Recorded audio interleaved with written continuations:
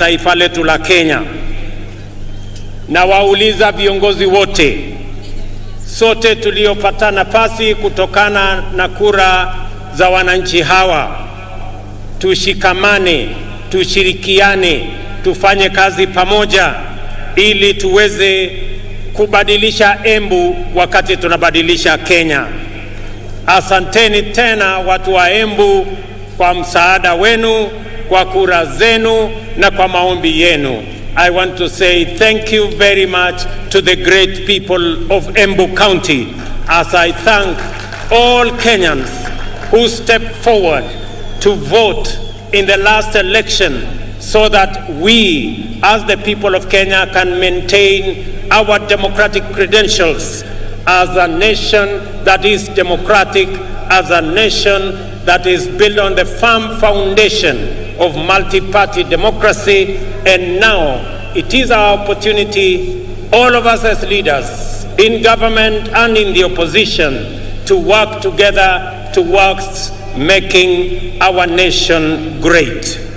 On this day, 60 years ago, Kenya formally gained its right of internal government, Madaraka, the mandate of majority African self-determination, was a major step forward. The emergence of this nation as a republic later that year. That first Madaraka Day then was the golden dawn of our country's sovereignty, freedom from colonial oppression, autonomy from racist repression, and liberty from foreign suppression. In fighting for our sovereignty, our noble freedom fighters had primarily waged a political struggle to liberate a people divided, humiliated, and impoverished under a predatory system whose institutions were vicious and extractive. So, although the freedom struggle was political and the first Madaraka Day represented political autonomy, every Kenyan African understood it to mean and to be the beginning of the hard and noble work of securing and enhancing social and economic freedom as well. For 6 decades now, the people of Kenya have worked hard with admirable diligence and unwavering determination to perfect the political freedom of their nation through sustained socio-economic progress. In this manner, Kenyans have reiterated their commitment to true freedom by complementing political freedom with freedom from want, freedom from suffering, freedom from ignorance, and freedom from indignity. Our forefathers' historic struggle to vindicate our God-given rights of self-determination entailed tremendous sacrifice and immense determination against a colossal adversary. Ultimately, they triumphed. Similarly, our war against underdevelopment, poverty, unemployment, indignity, and vulnerability has been daunting. Yet, we have made steady progress year after year over 60 years of freedom. At the heart of our struggle for freedom, both before and after independence, is the distinctively Kenyan spirit of determination that is nevertheless flexible, consistency which is innovative, pragmatism that is also hopeful, and faith strong enough to take chances. The sacrifices required were inspired by a spirit that is truly unique, which transcends ordinary decision-making. We recognize that spirit even now. It lives in the heart of every Kenyan who wakes up early to give their best, try their luck, knock on doors, and chase their dreams. We see it every day when we see traders, artisans, farmers, and other workers braving the scorching sun and enduring cold rain in pursuit of livelihood. We also witness in its the teachers, nurses, police officers, extension officers, and technicians who go far from their comfort zone, often beyond the call of duty, to attend to Kenyans in their communities throughout all villages, all corners of our great republic. This noble ethic of willingness to struggle by working hard and embracing risk, and of determination to achieve positive change in great leaps as well as in little installments, has brought us far and will take us beyond the horizon of our destiny. Today, I join all Kenyans to celebrate our magnificent collective achievements and the spirit of brave endeavor which inspired them 60 years ago and sustain us today. This celebration speaks to the sustained effort we have invested in perfecting our national mandate of self-government. I will highlight the wonderful ways in which we have stewarded political freedom into democratic maturity, enhanced economic freedom by empowering enterprise, and expanded social freedom by securing dignity. We must never forget that until fairly recently, our country's politics was divisive, violence, do-or-die affair by which neighbors, colleagues, and even relatives were incited into hatred in the name of political competition. In this dark era, the tribe was the fundamental term of all political engagement and the master variable of democratic contest. Many highly respected experts and eminent persons confidently affirmed that Kenyan politics is inherently tribal, and many leaders designed their political parties, policies, and campaigns on the basis of raw political appeals. Leaders also made sure that political discourse revolved around personalities and the private interests of a few privileged individuals and not the aspirations of the majority. Some used political parties as political vehicles to access the high table where important decisions were made and exploited their ethnic constituencies to negotiate a bigger share of public resources as well as positions of power and privilege in the service of private ends. For decades, Kenyans understood that this perverse political culture not only defiled our democracy, but also obstructed the spirit of daring and achievement, arresting our collective progress.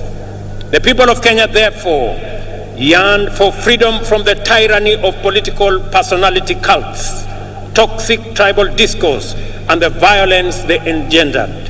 They desired a more unifying, cosmopolitan framework of engagement which promoted the expression of their shared aspirations, encouraged inclusive negotiations, and a collective means of pursuing them. In the last general election, the people of Kenya finally broke free. The campaign was conducted purely on the basis of important national issues, foremost of which were economic issues. Not only did Kenyans reject the old divisive politics of tribe and tribal chiefs, but they also demanded and interrogated well-considered party manifestos with detailed plans for economic transformation. As a result, although the election was closely contested, it was the most peaceful in the multi-party era in Kenya. And I want to congratulate all Kenyans for being participants in this great feat. Our public discourse and political discussion and the agenda of social debate has changed for good. Substantive policy issues continue to define the national conversation well beyond the election.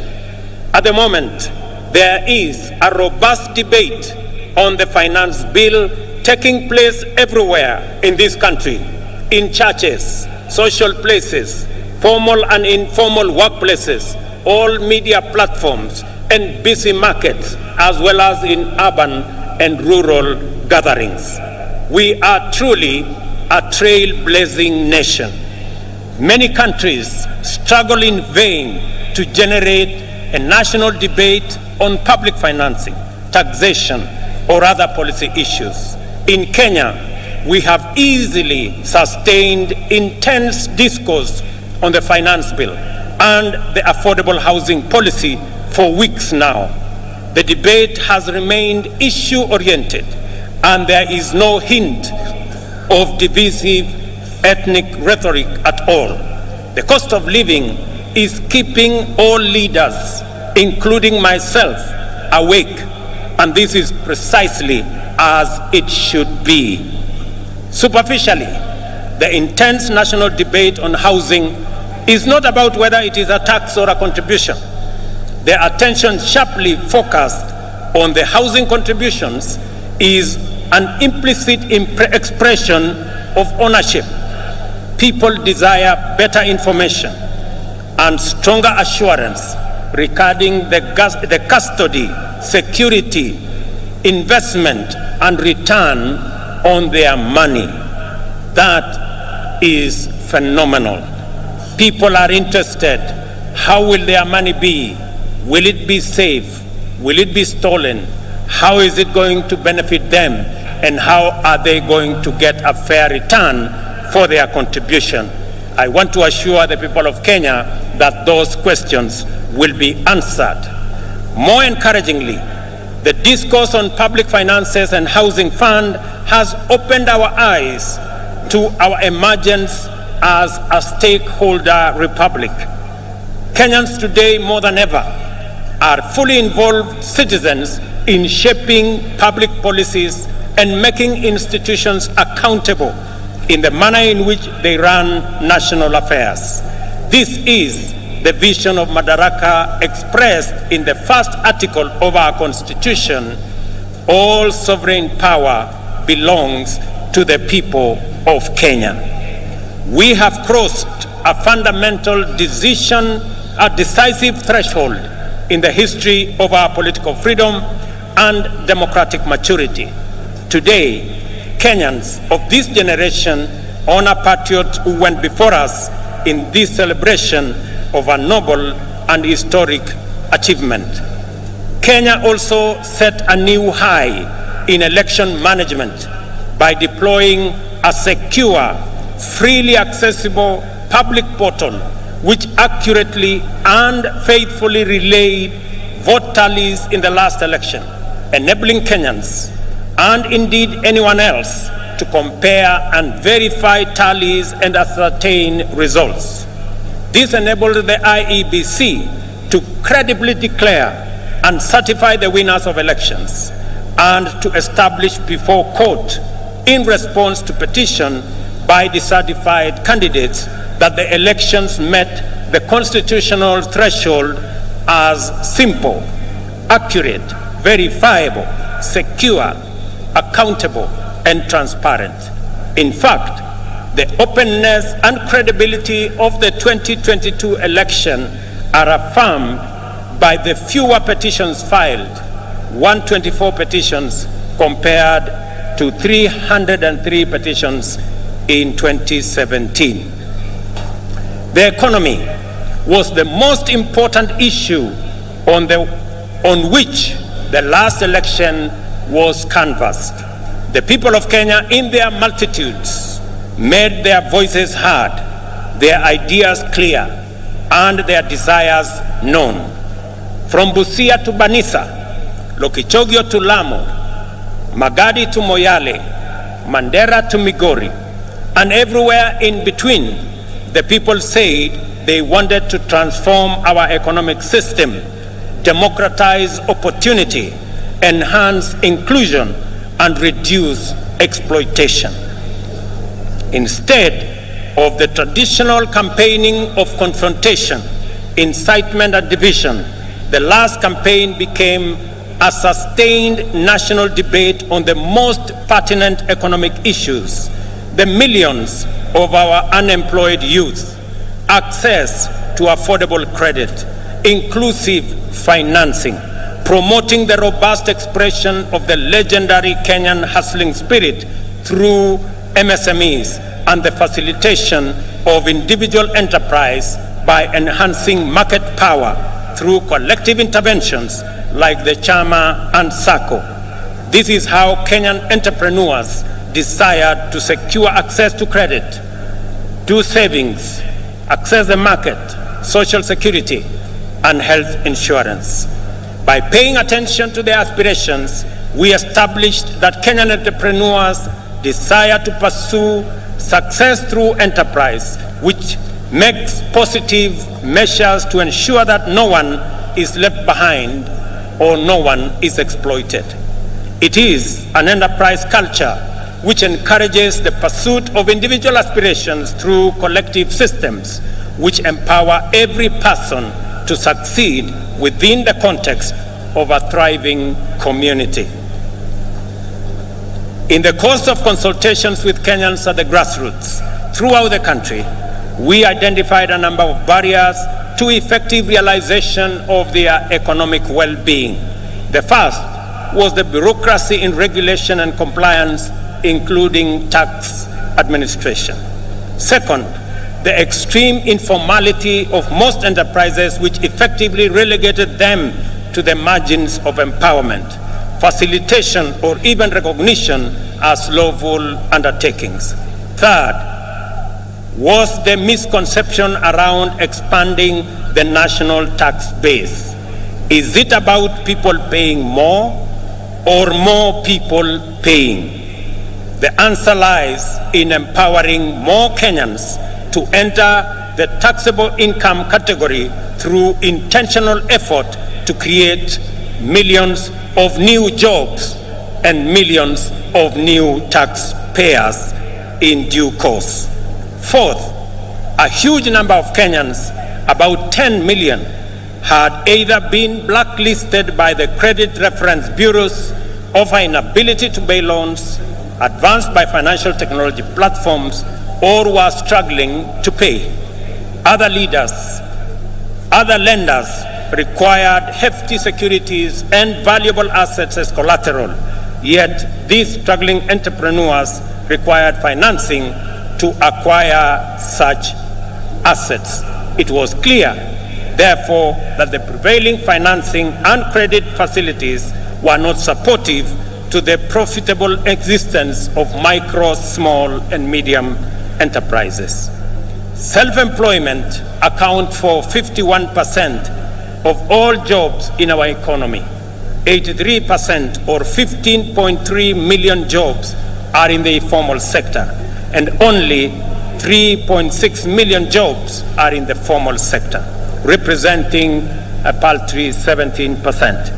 Considering this employment landscape, it was imperative that we attend to the interests of these undeserved and underserved majority of workers urgently, resolutely, and effectively.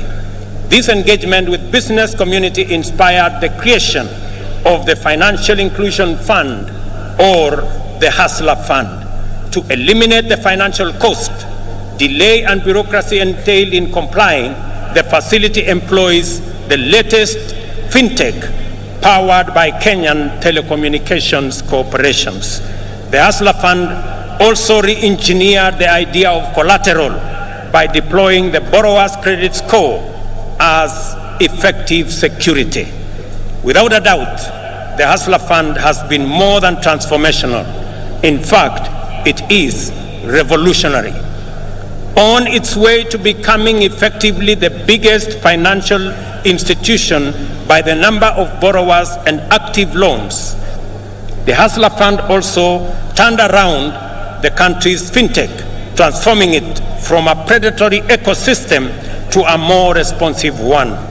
As a result, Kenya's digital economy has received a tremendous shot in arm, as demonstrated by reports that Safaricom alone has enrolled at least 2 million new subscribers into their financial ecosystem, courtesy of the Hustler Fund. Today, as we celebrate progress in achieving economic freedom, we also celebrate our digital economy, powered by our famous fintech community. Kenya's legendary spirit of enterprise has entered the digital space.